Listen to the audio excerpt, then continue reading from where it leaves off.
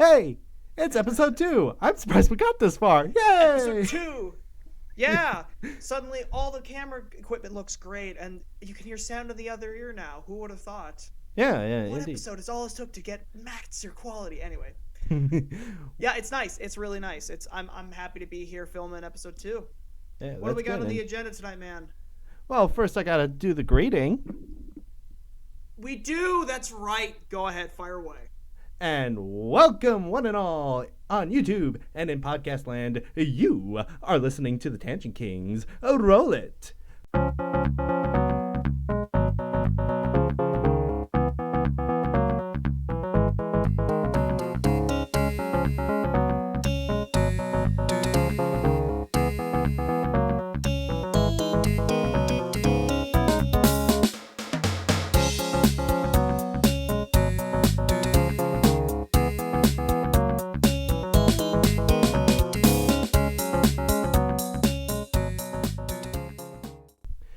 Hello, everybody, All right. and welcome to this second episode of the Tangent Kings. I am G. Michael Francis, and I'm here with my partner in crime, Mr. Benks. How you doing tonight, sir? I'm doing great, man. I'm just got off work a little while ago, and I am happy to be filming tonight. I think we got a pretty good show lineup tonight. Oh, we do. We got some fun. Yeah, we got some fun stuff to wrap up from last week, and we got some fun little tangents to go on this week. So we're gonna lay it on you guys real quick. So, And it should be where we at spectacular. tonight? Well, let's start off with a quick recap on the Social Trifecta. This idea, which I'm pretty sure I'm not the originator of the idea, but it just sort of floated into my head, as a society where the church, the state, and the family are working together for the common good. And last week, we briefly touched on the role of the church, which I said was the role of magister, which defines the rights and limits of man. And to be clear, I want to reemphasize from last week, we are not saying that the church should have policy-making power. That power lies with the state. And to clarify, it's not like we're asking for a Christian version of Iran, where, with our version of the Ayatollah, who decides both religious and social policy. No, the church is more an advisor. Only that advisor speaks for the manufacturer of man. Yeah. Which brings us to... I'm sorry, go ahead. Oh, well, the one thing I was just going to interject there, too, is that it's almost like... And I think we were kind of touching on this a little bit last week, but I think it's worth pointing out and making clear that the church is more of... It's more as if it's a guiding light. It's not supposed to be the state itself, right? It's supposed to be like a torch in the dark, right, for other people. It's supposed to be the representative of us within us, right? We're supposed to be the representative of Christ on earth, right? Because ultimately, all authority, or sorry, I was going to go into a Starship Troopers quote, and I don't think that applies here. But what I was going to say is, like, God's a supreme authority, and as ambassadors of Christ, we're supposed to represent Christ on earth, and, we're being guided by the Holy Spirit as Christians, right, as believers. And similarly, the church is supposed to be a guiding light to effectively the world, right? It's not supposed to become the state, which is what you start, like you were saying, it starts to, when the state becomes the church, right? Or that when the state in and of itself gets to decide religion, or is the religion, and dictates everything, that's more of a theocracy. That's more of a totalitarian society and regime. Exactly. But that's what I wanted to interject, but continue, please. That is a good point. And before we continue on, we'll leave the church side of that discussion to rest. But before we move on, I totally forgot that what I was really going to start this episode with was a quick birthday shout out to Ricardo Montalban, who would have turned 100 on Wednesday. No, but he sadly is no longer with us. He passed away in 2009. But I just want to say happy birthday. There we go. I had to get We that really off my should chest. just actually have. We really have to have like the actual clip just cut into that or the sound effect play when you do that. Already done. Fun, but Yeah. But I was telling before the show that I first got introduced to Ricardo Montalban, and if my brother's watching, which he most certainly will be, we got introduced to him from watching the third Spy Kids movie, which I do not recommend watching. It hasn't aged well, and even a year after its initial release, however many years ago, it had not aged well. It's not worth watching, but he was in that, and he was in the second Spy Kids film, and then he's obviously done other things, but that's how I get introduced to him in perhaps not the most glamorous of films, but anyway, he's a very talented actor, and the world is a much poorer place without him around. Well, yes, and indeed, and happy birthday, Ricardo Montalban. Seriously, but yeah, thank you, sir. I know you can hear me. Anyway, but anyway, let's move on to the role of the state, shall we? Yeah, because we kind of touched on it a little bit last week on what does the state in society play, right? Where do human rights come from? And we've touched a little bit on that. I know we've kind of touched on that on some of our test episodes we've done, where what are human rights? Where do they come from? Does the state define human rights? Just for example, does the state define human rights? Does God define human rights? And that's something that's bound within each person, that it's not something up to an individual state or government to ultimately decide. Because those are kind of the clashing views. Bump my mic. Those are kind of some of the clashing views that we're dealing with in society right now. Like where do, if the state defines rights, doesn't that, if you start to think about it, doesn't mean the state can arbitrarily define anything and everything. Why Exactly. Can't the state tell you? Yeah. Why can't the state tell you? Oh, go ahead. Sorry, and that's basically what the French Revolution was. No, it's exactly. Yeah, the state defines what. The state defines what man's rights are. I got my definitions mixed up here, or my words mixed up there for a second.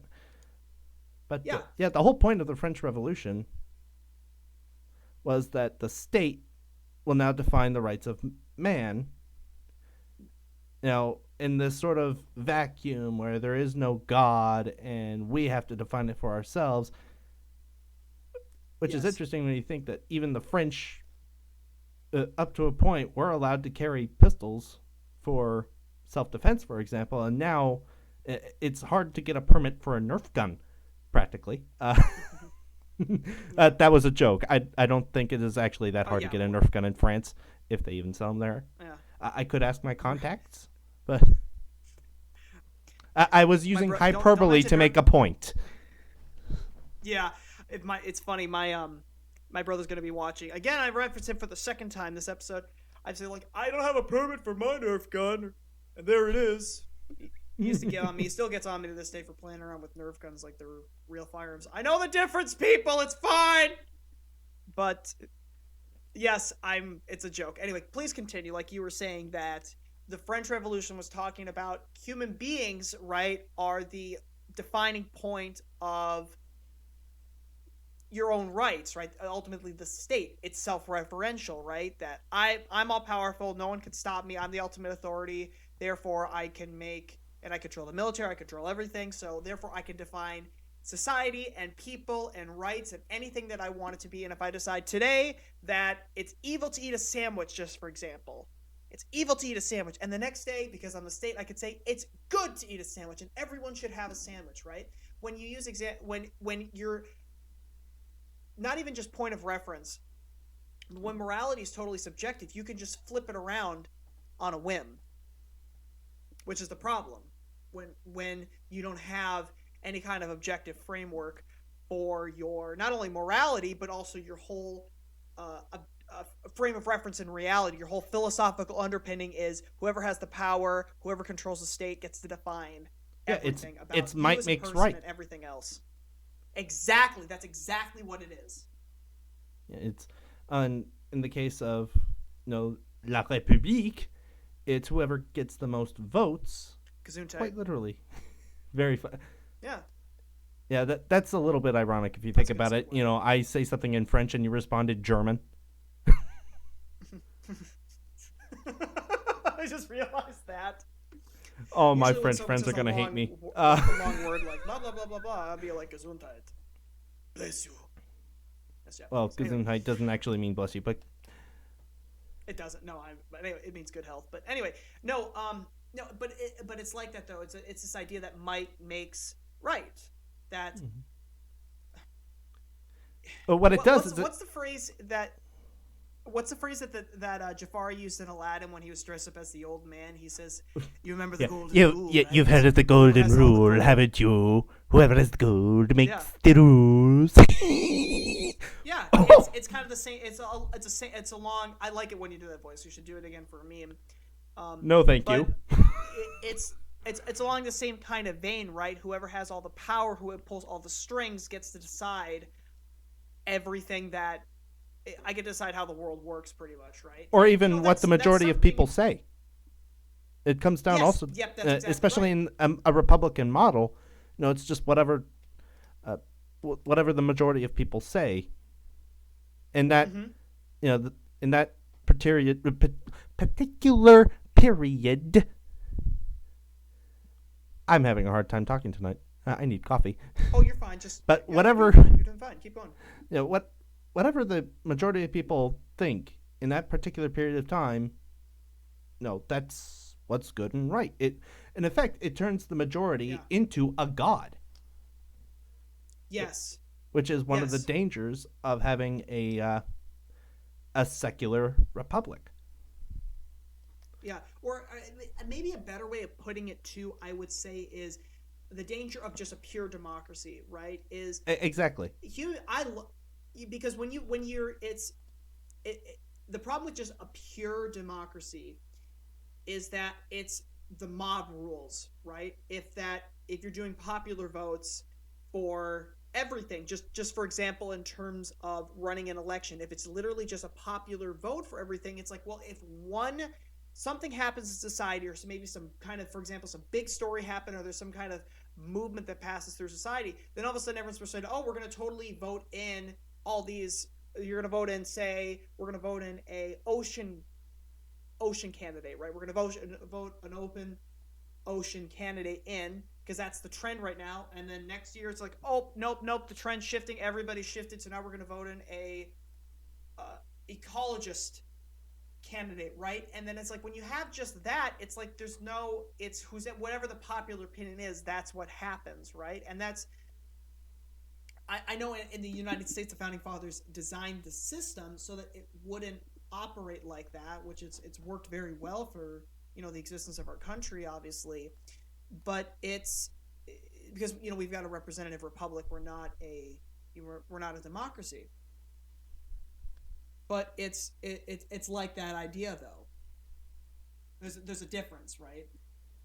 Versus on the other end of the extreme of the spectrum, you might have a monarchy where the king and his nobles decide everything for the country, which also doesn't work, right? You've got this system where you've got you've got your strong central government, and the people also, when the system works, is it gives everybody a chance to say something, and everyone gets a chance to have their vote impact the system, whether you're maybe not so much today, because we know there's a lot of fraud and cheating going on, and we've kind of suspected that for the last several election cycles, that we know there's got to be some kind of fraud going on. We kind of know that. That's not new, but my whole point in saying is, like, people, it's one of the best systems ever devised, because certainly in comparison to all the others that we've had over several thousand years, it certainly seems that way, that if whether you're from a smaller rural county in, say, for example, Wyoming, versus a big city like Seattle and New York, you've got the system supposed to work in a way where both groups have an equal voice, which means that the people can hold their government accountable, right? Versus tying into what we were talking about initially, that which is great, so that the state doesn't get to a point where it can just define whatever it wants. That people can define it, but there's so many checks and balances in place that no one particular group can control everything. Because if there is one group that can control everything, why would they allow their opposition to win? Well, they obviously wouldn't. Yeah, you're pretty much right on the money there. Check, please. Yeah, my train of thought sort of derailed there for a second, but oh, that's okay.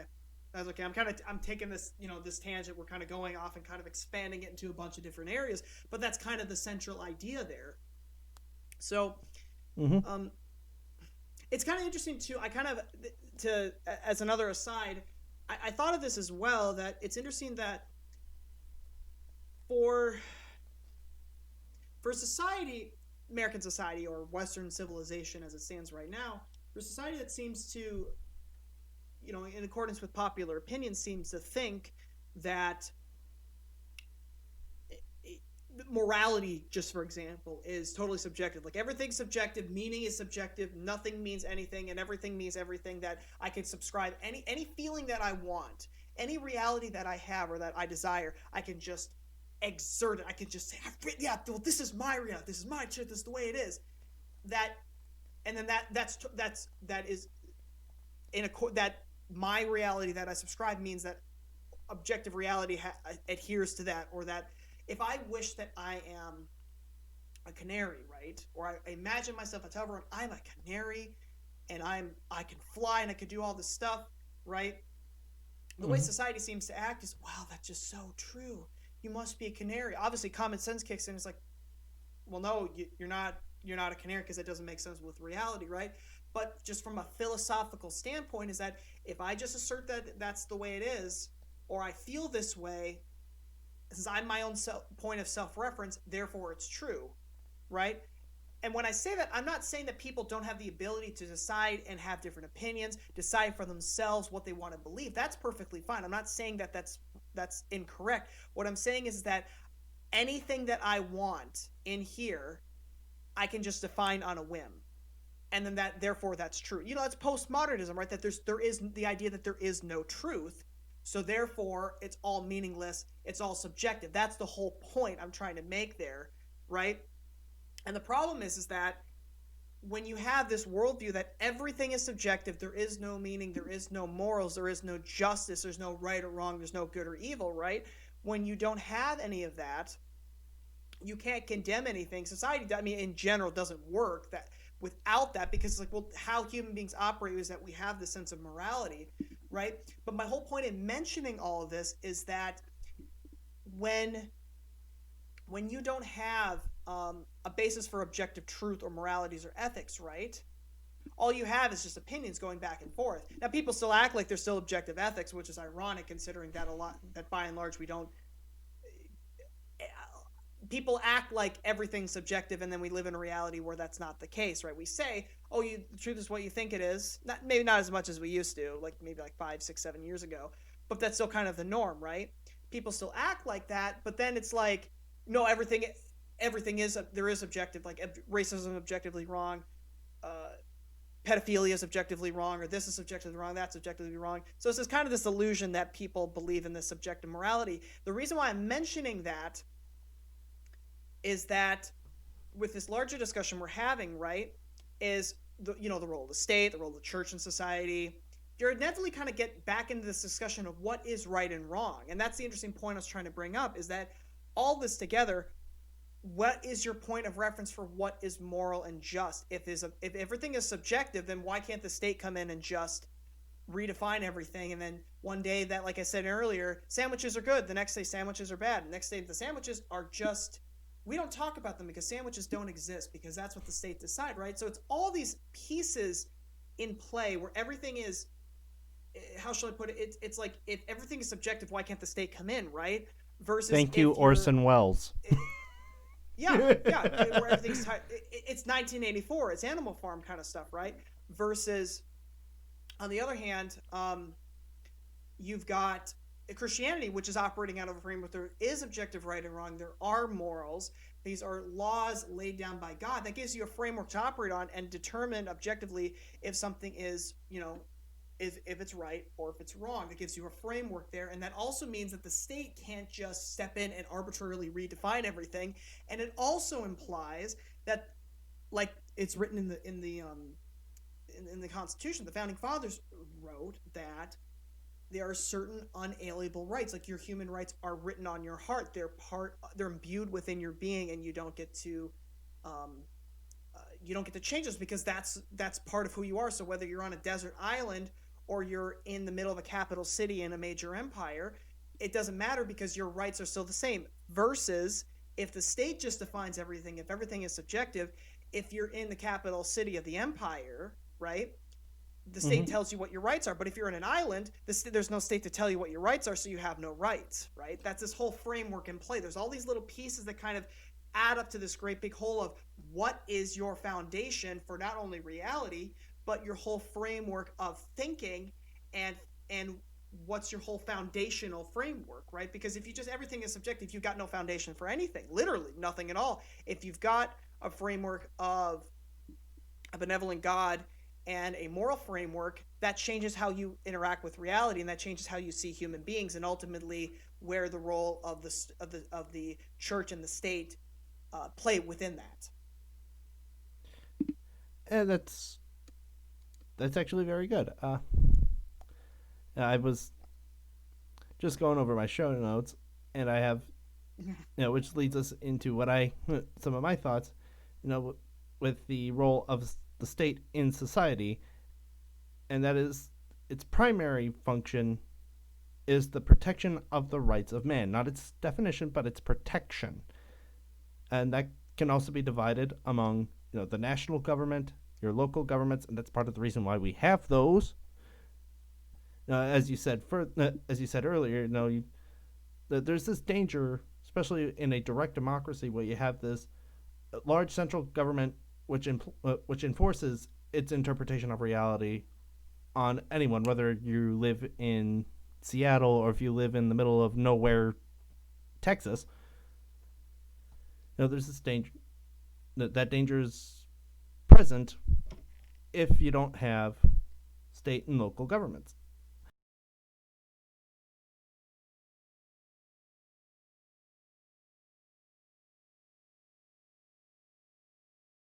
My point Yeah, being I know that you what you see my mean. point, right? Yeah, yeah, I do.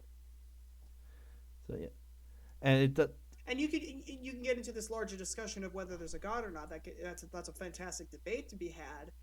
Um, but it's like this is just all I'm trying to get across is what starts as sort of your foundational.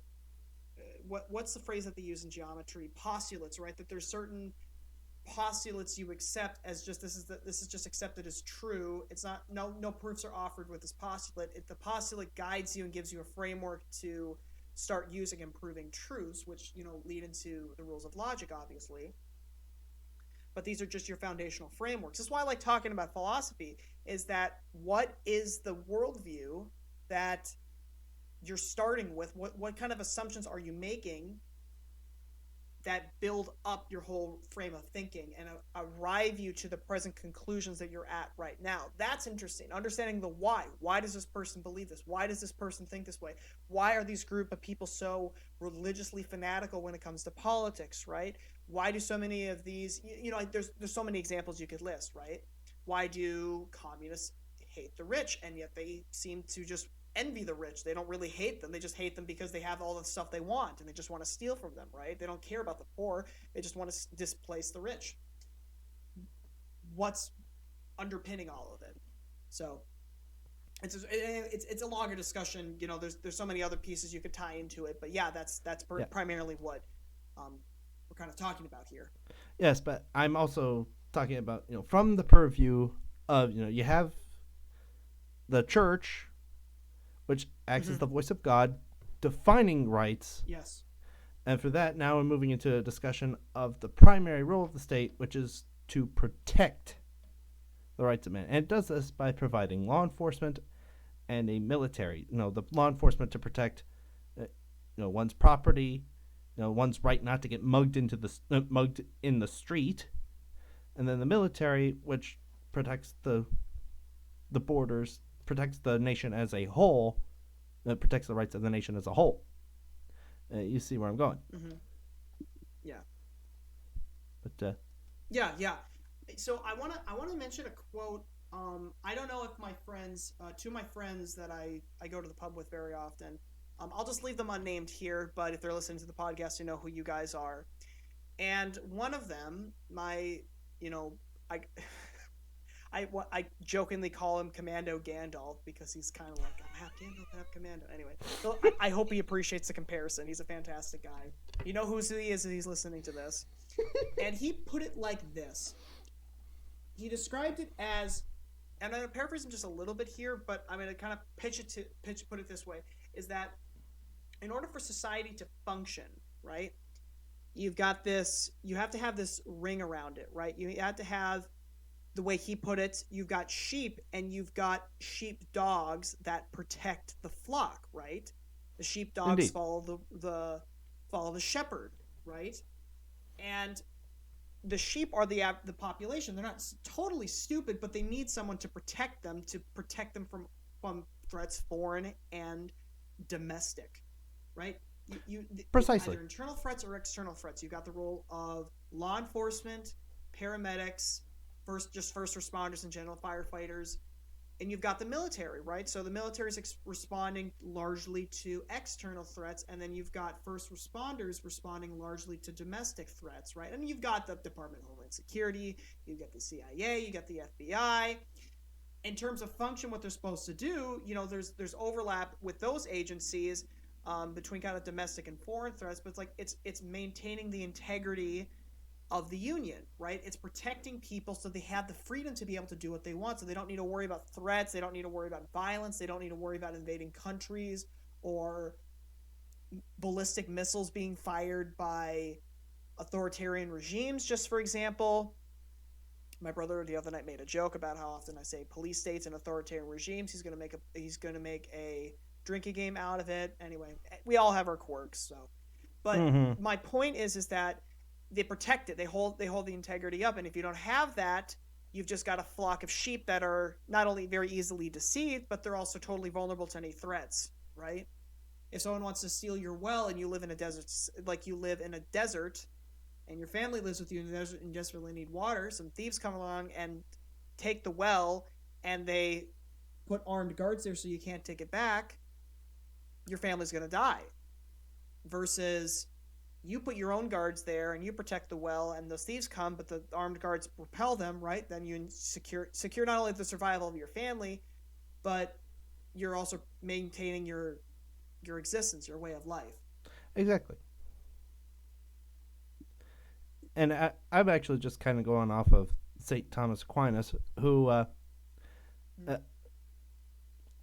he had written down 4 legitimate reasons for taxes, which I'm translating into roles for the state. For the 4 legitimate functions of taxes, for example, are, you know, the recompense for public servants, to provide a military, to provide law enforcement, and in our modern age, we could also throw in first responders, firefighters, and the lot.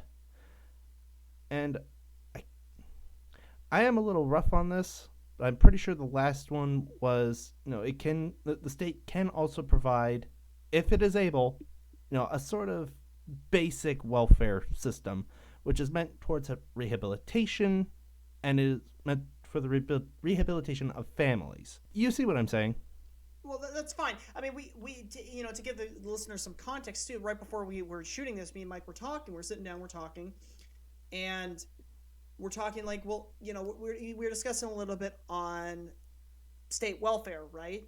And what role does the state play in trying to help its citizens, right? And what, you know, Mike was saying, you know, having something to help people in a temporarily give you a handout, right? Or not a handout, I should say, but a better way of putting it is, I'm going to give you a hand up, and now that you're on your feet, you're fine. You don't need me to help carry you right now. Versus you're always getting a handout and you don't need to do anything. You don't need to change. Just literally just keep receiving, keep receiving, keep receiving. The state becomes Santa Claus, but the reality is that it's not just Santa Claus. Like Santa Claus is cuffing you with golden handcuffs, saying you need to rely on me to survive, and don't do anything that'll piss me off. And you can do whatever you want. Just keep taking a handout for me. Keep voting my vote, support me in return, and then I'll keep giving you these free handouts, and just you don't need to change, kind of thing, right? So it's like, well, I mean, if I'm getting free handouts, I don't need to worry about being an ethical person, if you think about it, right?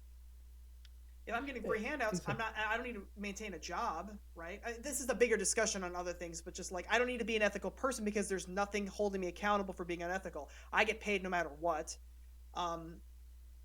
What happens to me if I still got all my resources handed to me? I don't need to change. I can be a dick if I want to be. I can sell drugs on the side, and if I want to be. Anyway, getting back to what you were saying specifically, that we were having a discussion on how much is too much, a little bit, right? And then we started shooting. So I just wanted to give the viewers a context in that without going off on an additional tangent when you were making your point. So anyway, please continue. Well, I mean, I think you pretty much covered what I was trying to say before my my train of thought not only derailed, it crashed and burned, and hopefully I found a way to edit it out. But that's fine. Oh, excuse me. Yeah. You have to excuse me, Bryce. I think leave it. Yeah, leave it in there. I thought it was fine. I thought you were illustrating your point pretty clearly, and you're getting it across very well. So I think it's completely reasonable. Obviously, both you and the viewers can tell I get really excited talking about this stuff. So I'm like, oh my gosh, I've got a source to like share all the stuff that I know at present moment. All the stuff that I know about this stuff, I'm like, oh, this is exciting. But anyway, I love this stuff. But yeah, it's just to kind of very briefly just mention what I was saying. It was just with the welfare. And some of this is based on some of the things that the philosopher Stefan Molyneux has said. He runs, for those of you who aren't acquainted with him, let me restate his name. Stefan Molyneux. I'm getting excited talking about it. Stefan Molyneux runs Free Domain Radio, which is the largest philosophy conversation on the internet, and recently just had his YouTube channel taken down totally without warning or context from YouTube. And he's available on BitChute and freedomain.com. I'm just doing a plug for him because I watch him all the time, and a lot of these ideas, certainly in terms of kind of like what welfare kind of does to people, since we're on that tangent, that he was pointing out a lot of the things that I'm kind of saying about welfare. So I don't want to take his ideas about it. It shaped a lot of my own thinking. But like I was saying, in terms of ethics, right, that the point I was making was that you're not really prompted to be an ethical person unless there's some kind of accountability in place. If you have to have a job, right, to make your income, to take care of your family, you have to show up on time, you have to work hard. Depending on the job, you can maybe there's a sliding scale of what's expected of you, but you have to meet certain requirements. If you're in customer service, you have to really be a pleasant, ethical person. You have to be polite. If you're in sales, you really have to take care of people, like I do. Depending on what service you're in, but there's a level of accountability and requirements and something being asked of you. So you have to perform, you have to grow. And if you want to go up in the company, you most certainly have to really, really transform and perform at a higher level and be able to do things that the average worker can't do. Versus, like I was saying in welfare, that there's nothing asked of you. There's no accountability. If you want to, it's like to some degree, it's almost like being retired, except in some cases you get even more money. Where, well, if I may interject real quick. Sure, go ahead. Yeah.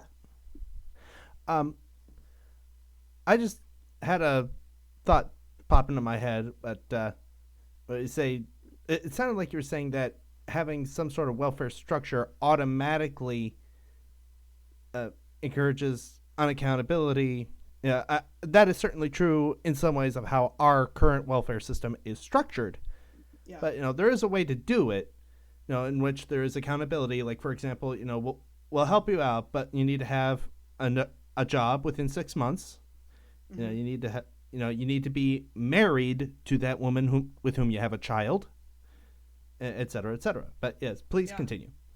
Yeah, and that's a really good point too. I mean, let me tell a personal story. And Okay. at the risk of sounding judgmental, which in this context of the story, and it's talking about traffic on the road, I'm completely willing to come off as judgmental. So, earlier this year, I took a trip with my girlfriend at the time to South Dakota, specifically Sioux Falls. Now, I've never been to South Dakota before. I knew nothing about the state coming into it. I knew that we had a couple friends staying there. They were going to a Skillet concert, and they said, "Hey, do you want to come and stay in our hotel room with us and come see this concert with us? We don't know if we can get you tickets, but it'd be nice to have you down with us anyways." And I said, absolutely, that'd be fun. Because I said to him, I mean, if there's tickets available, I could probably find some scalpers. But I said, I'm not able to afford tickets for a Skillet concert right now, but I'd be happy to come down and stay in the hotel with you guys. I can afford that. So we went down. I gave my girlfriend a call. I said, hey, babe, do you want to go? I know this is so last minute, but do you want to go down to South Dakota? And she said, yeah, my family's originally from South Dakota. I'm going to ask my parents. Yeah, it's good. Let's go. So we go down, drive 4 hours down to South Dakota, and it's a fun drive. A couple scenic areas. We get down there. Actually, have a pretty good time in Sioux Falls. It seems like it's always a shock going to a different state where there's legalized gambling. You're like, oh, okay, so there's this and that. Anyway, so we have a great time, have a blast, and the traffic I noticed down there while we're down there is, oh, people on the road for some reason are driving really, really competently. I don't know why. I don't know what's going on, but it just I noticed that. Right? I was an Uber and Lyft driver for 2 years, and you really start to notice traffic pretty quickly and what parts of a particular city and a state has more competent drivers. Anyway, so I'm just mentioning that. So I'm down there and I'm noticing that people are driving really well, people are driving smart. You don't even notice idiot drivers. And I was like, well, this is fantastic. So I just noticed it. I don't think much of it. I put it in the back of my mind. We pack up, we say our goodbyes to our friends. They're going back to Minnesota, and then we're going to head back and Hannah and I hop in the car. And we're driving back. We kind of drive through some blizzard stuff. It's kind of getting snowy, but people are out of their way. You know, they're not causing problems. We get back home, and we almost within about 15 minutes of us hitting the border of Minnesota, all of a sudden I noticed people are driving totally differently. I don't know why. I don't know what it was right off the top of my head, but I'm like, well, why are people driving like idiots all of a sudden? And I'm like, I mean, people are driving super, super slow in the fast lane. You got a bunch of people that look, and I'm gonna do this in front of the camera. It's like, look at people were driving. You know, you've got people that are driving and they're kind of like paying attention to the road. They're not on their phone. They're not adjusting things.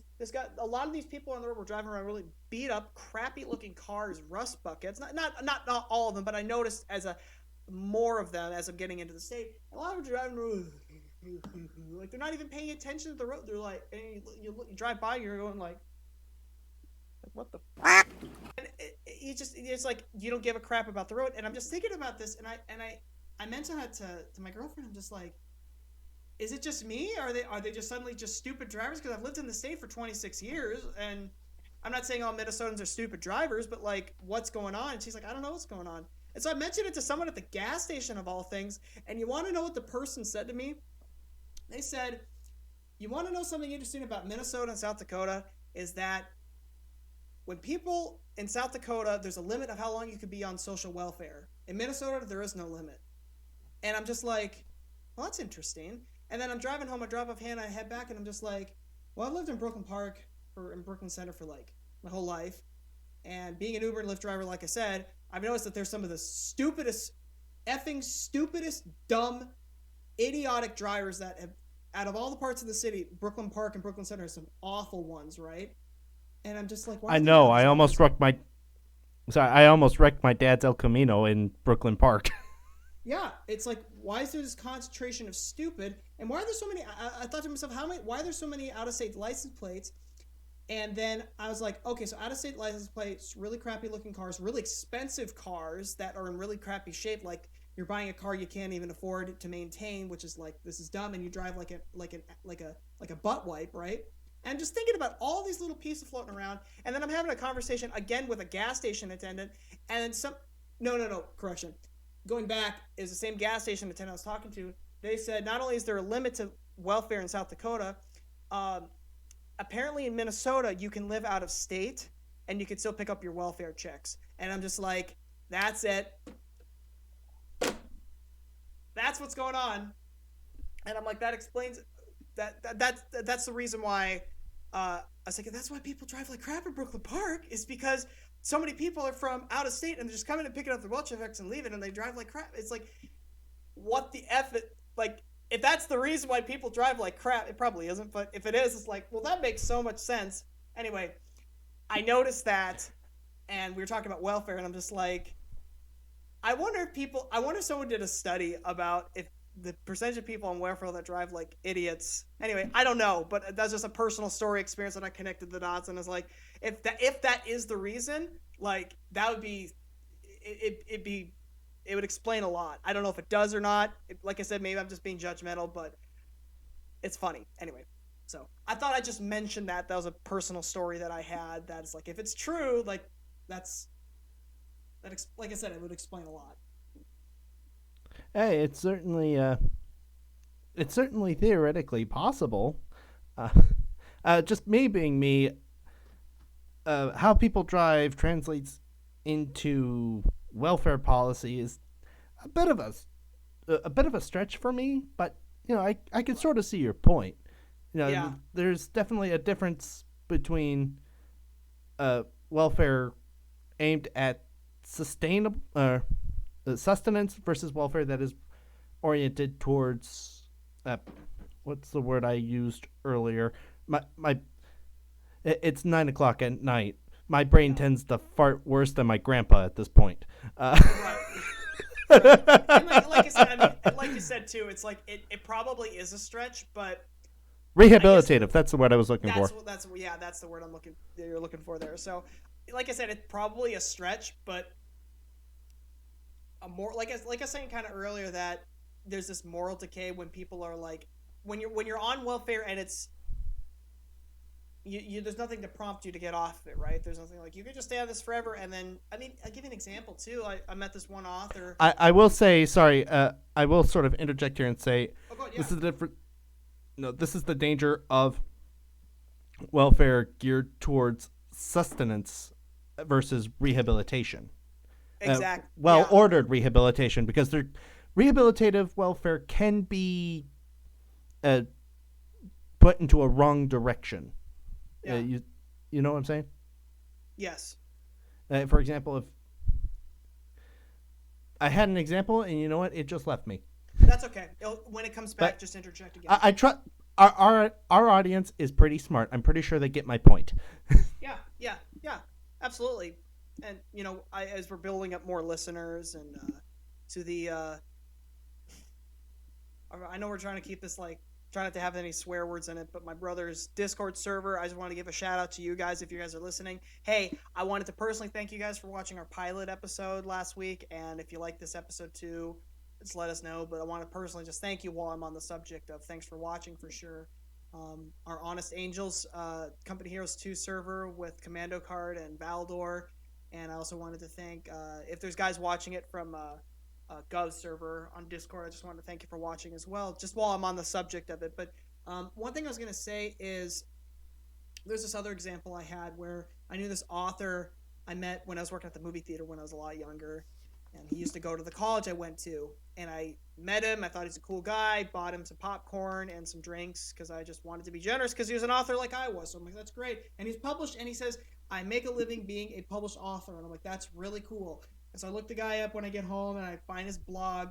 And I find out that with this particular guy that I had met, when he told me, yes, I am in fact a published author, and my primary income is being an author, like self-publishing books or publishing book, whatever it was. I find out, no, in fact, his income was not from being a published author. His income was that he decided, I'm going to convince the state that I have bipolar disorder enough where I can't function in society and I need indefinite welfare, which he was able to get. And his entire family, his 2 children and his wife, were able to totally content themselves on the income they were receiving. I think she had a part-time job, I believe, on and off. I don't recall, but this author was just like, and then he wrote this blog post like, I feel kind of guilty because I feel like I'm letting my dad down, but at the same time I'm just like, this is a pretty sweet gig.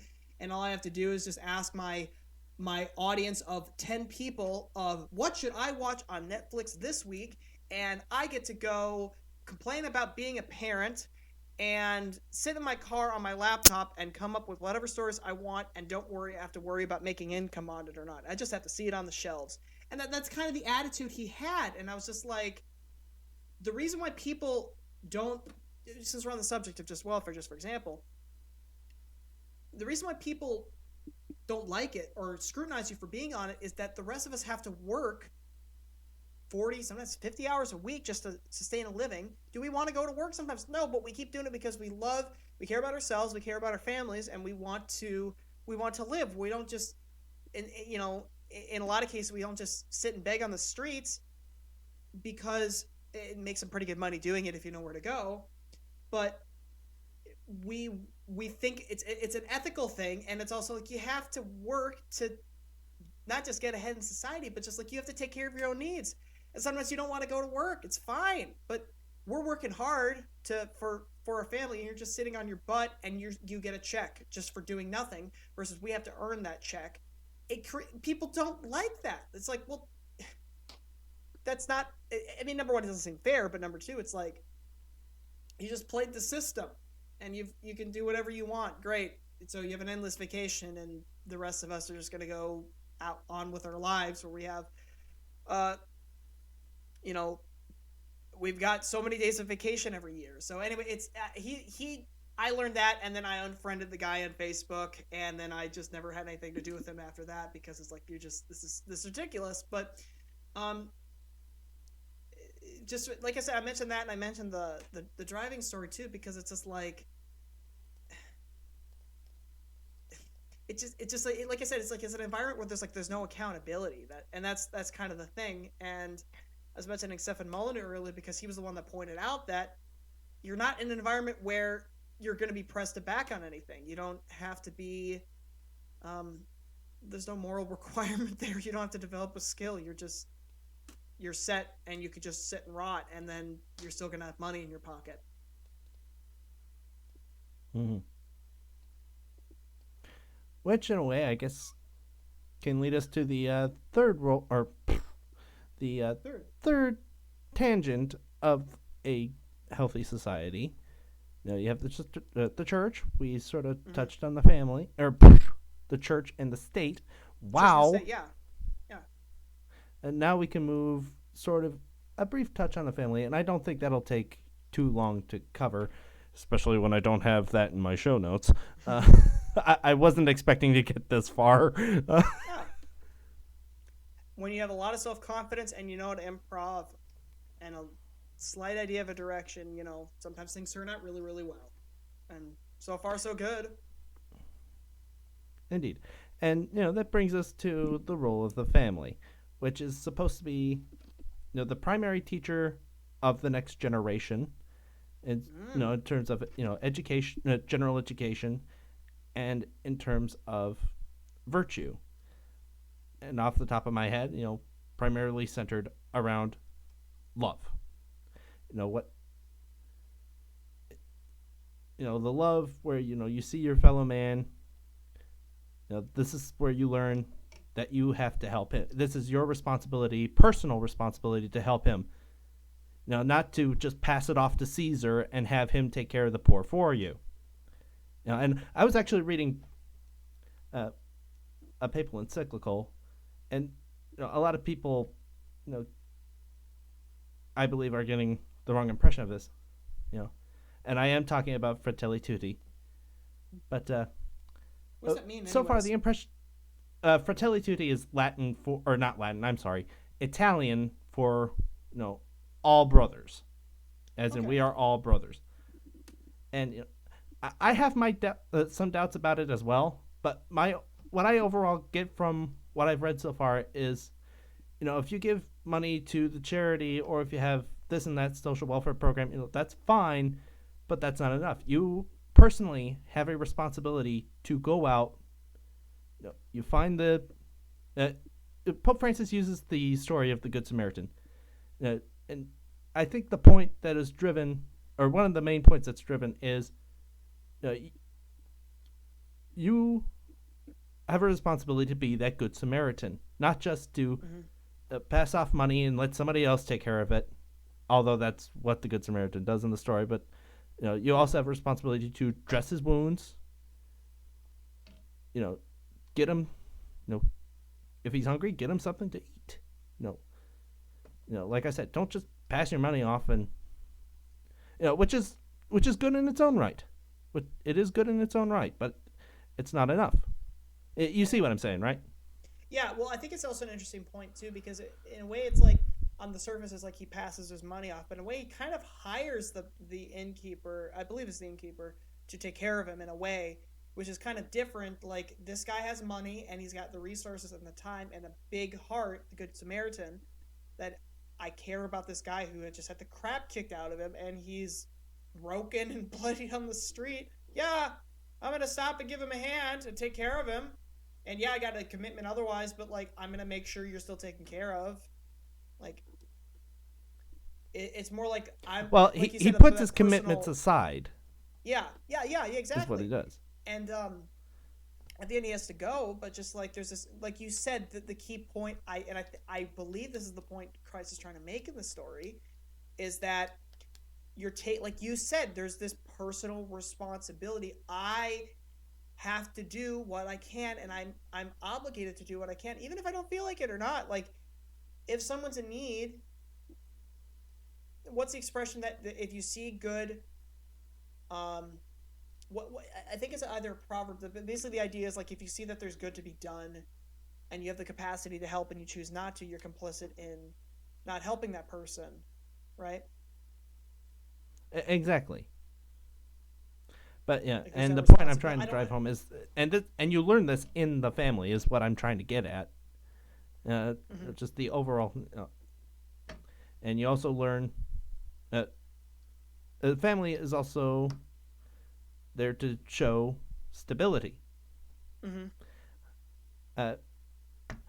And of course, that train of thought derailed on me again. So, but you see what I'm saying, correct? Yeah, I do. I think, and I won't go on a tangent here about family, because I'm kind of reading a little G.K. Chesterton's kind of made me rethink my position on, or my understanding of, like, what role does family play in people, in people's lives. It's the way G.K. Chesterton put it. It's the most critical and most important institution in the world. We should have an episode just devoted to discussing about family dynamics and the role of having a mother and father in a child's life, and like you said, that stability. We should have a show where we talk about that and ask the viewer to say, what do you guys think about family, and what do you guys consider, and let us know what you think of the show, or not just our show and our discussion, but like, what are your thoughts? Add some thoughts to our thoughts, and then let's turn that into some episode content as well. Like, let's all discuss it. What does it mean? But yeah, it's an important institution, and it does provide that stability, like you said. Mm-hmm. And that train of thought briefly came back, and I totally forgot it. But anyway. Yeah, it's okay. And I only wanted to briefly touch on it because I think we're coming up to I think we're past the 50-minute mark. Yeah, we're just about finished with the show here, or the episode today. Yeah. I mean, suppose we could go on a little further, but we got about quite frankly, I'm running out of steam. Yeah, and you probably had a long day. And we could always cut it a little short today, because we talked about some pretty big subjects. It's like so many pieces that all ties together and all this stuff.